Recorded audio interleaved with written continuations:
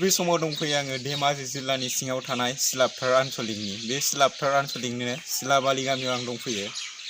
गोबां दुखुनि बाथ्रा आं नैबे गामियाव फैनानै माखासे गोबां रिपर्ट मोनबाय आरो मिथिनो मोनदों। दा मोनसे समाव बड'लेण्ड सोमावसारनायाव बेंगुरा जानानै थानाय न'खरसे बिसोरनियाव आं दंफैयो। बेबायदिनो गोबां बे गामियाव बेंगुरा जानानै थानाय बिथांमोन दङ। मोनसे समाव बड'लेण्ड मास गिदारिंआव बिथांमोना बाहागो लानो थांदोंमोन। हरखाब मोनसे गारि एक्सिडेन्टनि जाब्रबथायजों बिथांमोना गोबां दुखु मोननांदों आरो दिनैसिमबो दुखु खस्थ'खौ बिथांमोना सहायनानै दङ। दा बिथांमोनजों आङो बे मोनसे समाव बैनि जारिमिनखौ आं सावरायनो सानदों। माबायदि दिनैसिम सहायनानै दङ आरो अनसुंथाइ मोनगोन ना मोनाखै सरकारनिफ्राय बिनि सायाव आं बिथांमोनजों दान्दिसे मोगा मोगि लानो सानदों। दा केमेरामेन बिथांखौ आङो बिनि सायाव देखायनो सानबाय। नैबे समाव मोनसे समाव बड'लेण्ड सोमावसारनायाव नोंथांमोनाबो बाहागो लायदोंमोन। बाहागो लायनानै मोनसे जाब्रबथाय जादोंमोन। दा बिनि सायाव आं फंनैसो बुंनो थाखाय खावलायबाय। मा बुंनो थांदोंमोन थांनानै दिमागलायखिनि गारिया बेलथायनानै जों आथिं आइदि जाना थाबाय। जों जेबो दा मोनथ'वाखै माने। दा नोंथांनि आथिङा माबायदि अबस्था जानानै दं? खामानि दामानि मावनो हागोन ना हाया? जेबो हाया। दा नोंथांनि अबस्थाखौ जोंनो तेने माने थाबायबानो हायो आरो। सरकारनिफ्राय माबाफोर अनसुंथाइफोर मोनदोंमोन नामा बा आफादफोरनिफ्राय? मोनाखै। दिनैसिम मोनाखै। दिनैसिम माने मोनाखै माने खिन्थु मोनगोन होनना बुंबाय थायो। खिन्थु मोनाखै माने मोननाय जायाखै। खामानि दामानिथ' मावनो हाया। न'खराव ओरैनो सोर सोर दं दा? दा न'खराव दं जा बिदा फंबाय जों साथाममोन। सासेया बेलेग जानानै दं। फंबाया माने ओइ माबायाव थायो पामाव थायो। दा आं हारसिं थायो आरो। दा खामानि दामानि मावनो हायाबाथ' गोबां खस्थ' सहायनानै दं। बै समाव माबायदि हरखाब जाब्रबथाय जानाय? आंबो उन्दैमोनलै बे समाव एसे। उन्दैमोन एसे। ओमफ्राय आंबो थांफाबाय आरो गारियाव। थांनायानो हरखाबनो मा जाखो? बेबायदि जादों आरो। बेबायदि जानानै माने दा बिदि गलिना दं आरो आं। आदैनि आथिंखौ जों एसे नायनो लुबैबाय माबायदि जानानै दङ। गसंदो आदै एसे।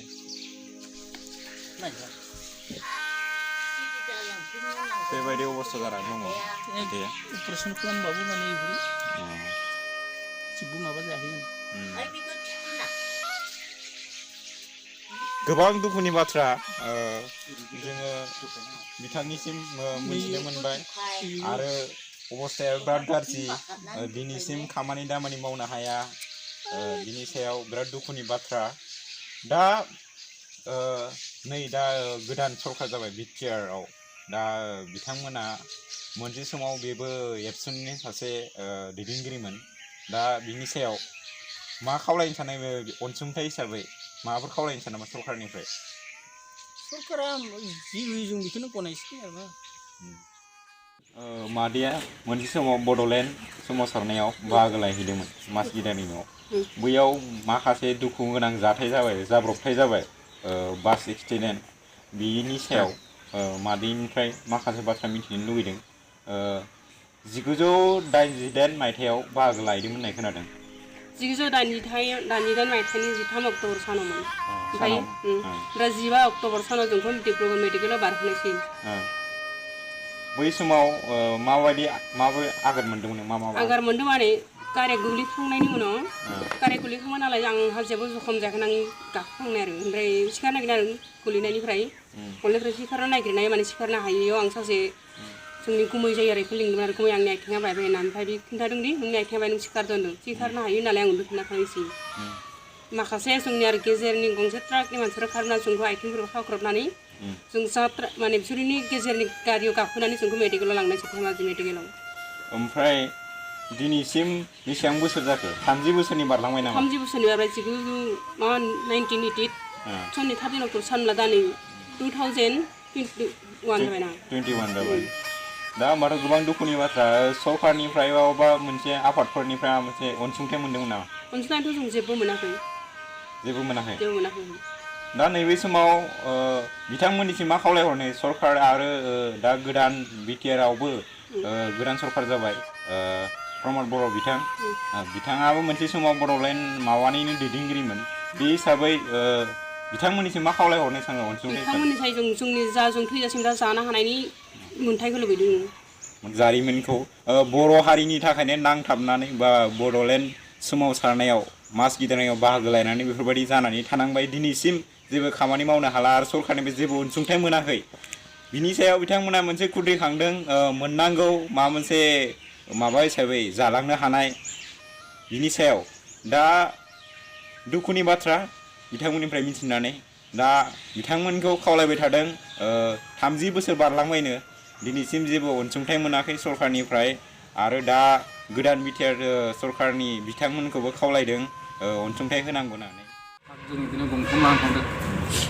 दा ट्राकआ जोंना उनमोन आरो बे ट्राकनि उना माने थांनाय समावनो दिमुगलाय होननाय जायगायाव टार्निंआव अखाबो हादोंमोन नालाय दुंहेनानै बेलथायलांदों आरो बे बेलथायनायावनो डाइरेक्ट सासे मानिक बसुमतारी होननाय स्पट डेथ जादों आरो माखासे आथिं बायबाय आखाइ बायबाय आंनि आबौआबो आंबो गावनो दंफायोमोन बे ट्राकआव दा बे आं जेबो जायाखिसै इसोरनि अननायाव आंनि आबौआबो गोलैफानानै बे दाफोना बायनानै खावसे एकदम जखम जाना थादों आरो बेनिफ्राय बियो 1 माससोनि उनावनो जों डाक्टारबो लांदोंमोन डिब्रुगड़ लांदोंमोन धेमाजिबो लांनानै डिब्रुगड़ लांदोंमोन हामनाय जायाखिसै दा बिदिनो मास मोनसेसो उनावनो थिखिलि औवारि होनो आंनि आबौनि नामा बे माने मास मोनसे उनाव गोमादों आरो माखासेयाथ' थैथारबायानो जाहाथे मेडिकेलाव थांनानै न'आव लाना फैदोंमोन बेनो थैखाबाय आरो मुङा मामोन दिना बसुमतारी गोबां दुखुनि बाथ्रा गोबावनो थादो 3 मास बिदिनो थादो